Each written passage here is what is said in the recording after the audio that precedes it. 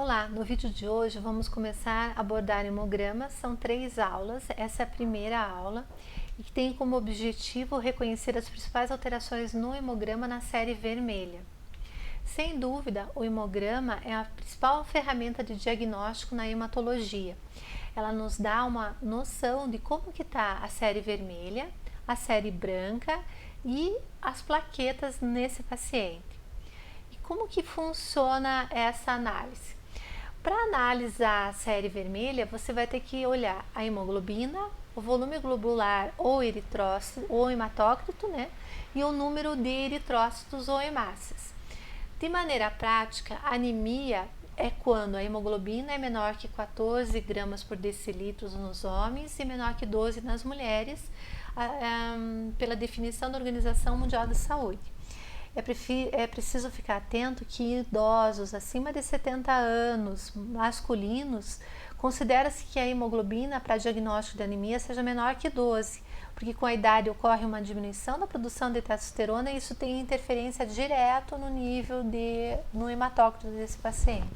Então, para idosos acima de 70 anos, masculinos, considera o valor de 12 igual na população feminina. E o que a gente precisa ficar atento? Então, existem alguns índices hematimétricos que ajudam no diagnóstico das anemias. O volume corpuscular médio, ele orienta sobre o tamanho das hemácias.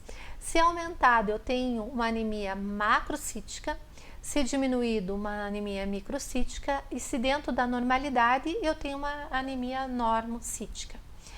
HCM e CHCM, eles vão, que são na verdade a hemoglobina corpuscular média e a concentração de hemoglobina corpuscular média, eles vão nos dizer como que está a coloração dessa hemácia.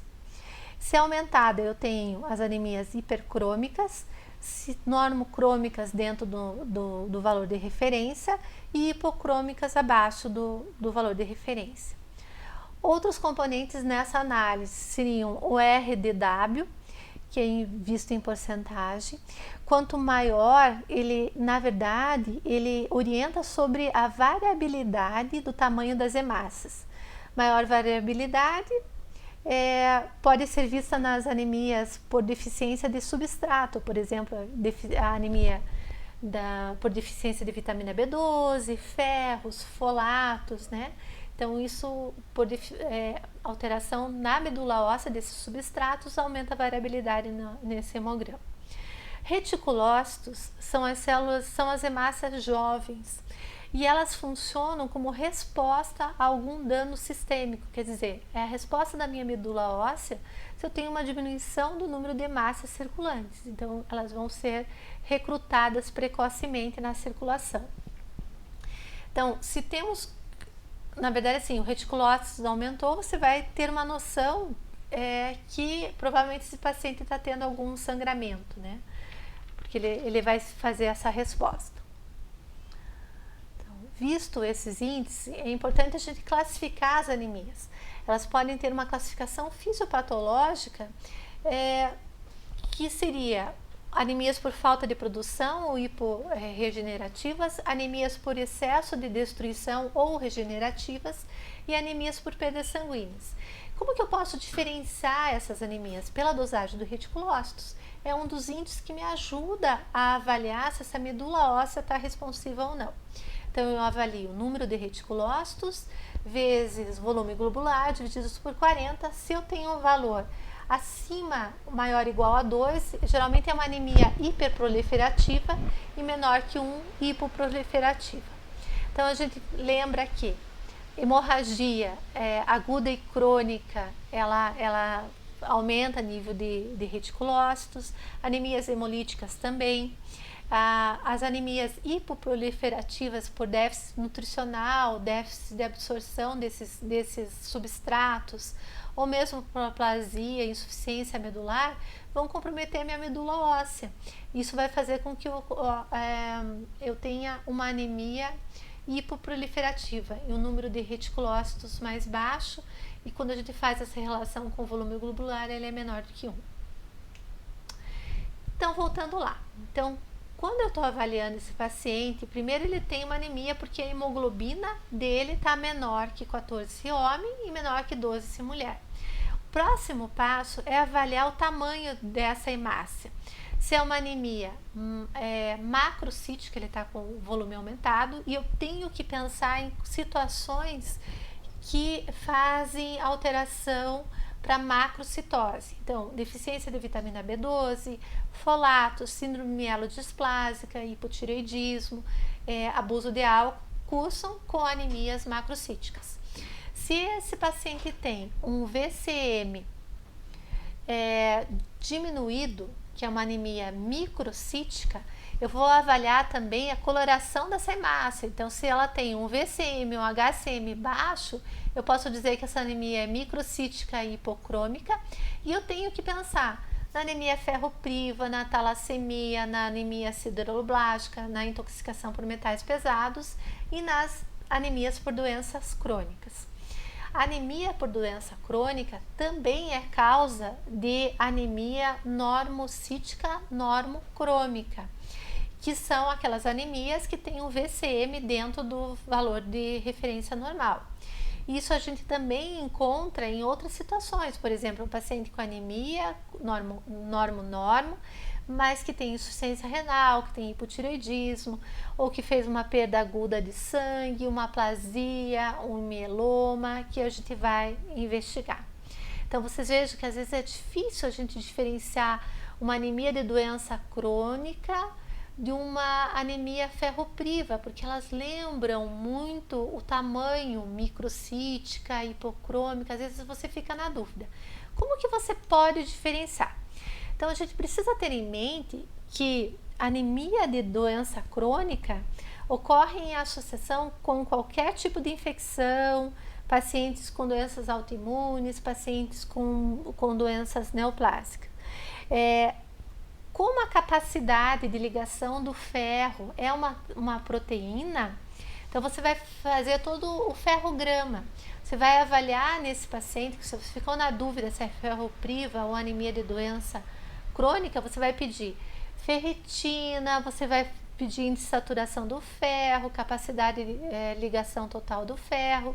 Como ela é uma proteína, essa capacidade de ligação total do ferro é uma proteína, e como nas anemias de doença crônica há uma diminuição da proteína ao longo do tempo, então o que a gente vê? Geralmente na doença crônica ela vai estar baixa. Então, tanto a ferropriva como a doença crônica tem um ferro baixo. Na doença crônica, como eu tenho diminuição de proteína, eu vou ter uma capacidade de ligação total do ferro diminuída. O índice de saturação nas duas é diminuído. A ferritina na doença crônica, ela é aumentada. Na doença ferropriva, por deficiência de ferro, ela vai estar diminuída. Então, isso me ajuda a fazer o diagnóstico diferencial da anemia ferropriva da anemia de doença crônica. São basicamente 3 mecanismos associados à anemia de doença crônica. Um deles é aumento do ferro no macrófago, diminuição da eritropoetina e aumento da apoptose celular dos precursores da série vermelha.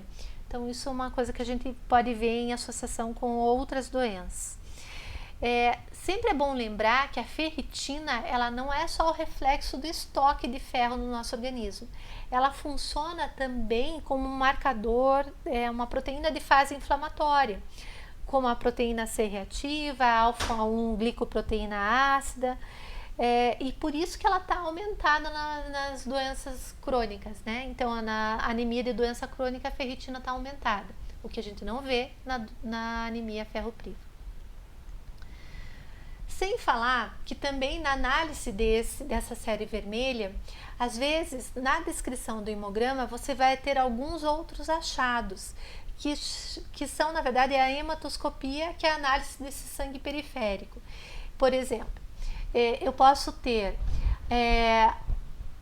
hemácias em alvo nas talassemias, eu posso ter a hemácia em foice na anemia falciforme, eu posso ter esquizócitos na anemia hemolítica, que são totalmente alterados a questão da formação. eu tenho macrócitos nas anemias macrocíticas, micrócitos, quer dizer, células hemácias bem pequenininhas nas anemias microcíticas. Eu posso ter um tamanho normal nas anemias normocíticas. Então, tudo isso ajuda na descrição do hemograma. Às vezes, o patologista e o próprio hematologista, ele dá essa dica pra gente, que está acontecendo alguma coisa a mais. E uma outra situação é chamada anemia com icterícia. Anemia com icterícia sempre tem que fazer lembrar das anemias hemolíticas, que elas são caracterizadas por destruição excessiva de eritrócitos acompanhados por sinais de resposta medular. Então é aquele paciente que vai ter no seu exame físico a icterícia, um baço palpável. Às vezes na história familiar eu vou ter que avaliar se tem outros casos na família. No exame físico, além da esplenomegalia, eu tenho a palidez, eu posso ter uma anemia normo-normo, macrocítica, eu tenho alteração na morfologia das hemácias, eu tenho um aumento importante de reticulócitos em resposta a essa hemólise intravascular, aumento do LDH, aumento da bilirrubina indireta. Eu tenho teste de Cumbis positivo que mostra essa capacidade, essa causa de autoimunidade na anemia. E claro, dentro desse contexto, alguns exames específicos para diferenciação desses quadros anêmicos. Por hoje é só, pessoal.